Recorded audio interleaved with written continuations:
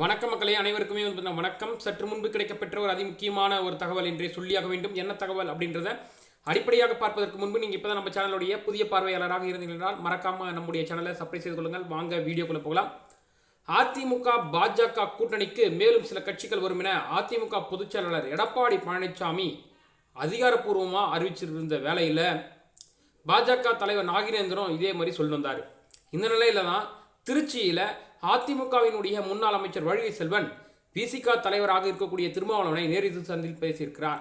சுமார் அரை மணி நேரம் இந்த சந்திப்பு நடைபெற்ற நிலையில் அதிமுக கூட்டணிக்கு விசிக இழுக்க மூச்சு என்ற கேள்வி எழுந்திருக்கிறது.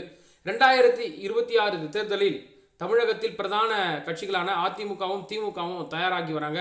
ஆளும் கட்சியான திமுக தமிழகத்தில் முதன்முறையாக 2வது முறையாக தொடர்ந்து ஆட்சி அமைக்க முனைப்பு காட்டி வராங்க. அதே நேரத்தில் அடுத்தடுத்து 2 சட்டமன்ற தேர்தல்களில் அதிமுக தோற்றதில்லை என்ற பெருமையை தக்க வைக்க போராடி வருகிறார் எடப்பாடி பழனிசாமி. ஆனால் எடப்பாடி பழனிசாமி தலைமையேற்ற பிறகு சந்தித்த அனைத்து தேர்தல்களிலும் அதிமுக படுதோல்வியை சந்தித்துள்ளது என்பது குறிப்பிடத்தக்கது. இப்படி இருக்க இரு கட்சிகளும் தமிழகத்தில் 2026 சட்டமன்ற தேர்தலை எதிர்கொள்ள தயாராகி வராங்க. திமுகவை பொறுத்த வரைக்கும் கூட்டணி வலுவாக இருப்பதாகவும் திமுக தலைவரும் தமிழ்நாடு முதலமைச்சர் மு க ஸ்டாலின் அவ்வப்போது சொல்லி வருகிறார். மேலும் கூட்டணியில் இருக்கும் கட்சிகளுக்கு அதையே சொல்லி வராங்க. தற்பொழுது திமுக கூட்டணியில் காங்கிரஸ், விடுதலை சிறுத்தைகள், மதிமுக, இந்திய கம்யூனிஸ்ட், மார்க்சிஸ்ட் கம்யூனிஸ்ட், மனிதநேய மக்கள் கட்சி, ஜனநாயக கட்சி, தமிழக வாழ்வுரிமை கட்சி, ஈஸ்வரன், கொங்கு மக்கள் தேசிய கட்சி உள்ளிட்ட கட்சிகள் இருக்கின்றனர்.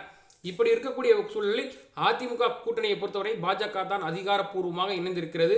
கூடுதலாக ஜி.கே. வாசன் அவர்களுடைய தமிழ் மாநில காங்கிரசும் இருக்கிறது.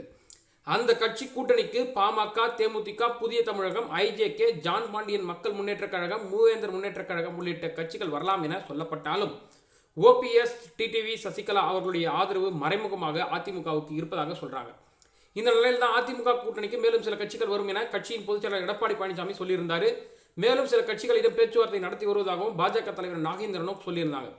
இந்த நிலையில் தான் விடுதலை சிறுத்தைகள் கட்சி தலைவர் திருமாவளவன் அதிமுகவின் முன்னாள் அமைச்சர் வைகை செல்வன் சுமார் அரை மணி நேரம் நடத்திய சந்திப்பு ஆனது அரசியலில் சலசலப்பை ஏற்படுத்தியிருக்கு.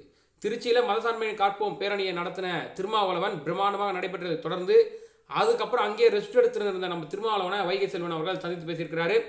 2026 தேர்தலில் கூடுதல் தொகுதியில் வேண்டும், ஆட்சியில் பங்கு வேண்டும் உள்ளிட்ட முழக்கங்களை விசிக எழுப்பியிருந்தாங்க. இப்படியான சூழலில் நீண்ட இடைவெளிக்கு பிறகு அதிமுக முன்னாள் அமைச்சரை திருமாவளவன் சந்தித்து பேசியிருப்பது பலத்த எதிர்பார்ப்பை ஏற்படுத்தி இருக்கிறது. அதே நேரத்தில் அதிமுக கூட்டணியில் பாஜக இருப்பதால திருமாவளவன் கூட்டணிக்கு சம்மதிப்பாரா அப்படின்ற கேள்வியும் எழுந்திருக்கிறது. பார்க்கலாம் திருமாவளவன் என்ன முடிவை எடுக்கப் போகிறார் என்பதை. நன்றி, வணக்கம்.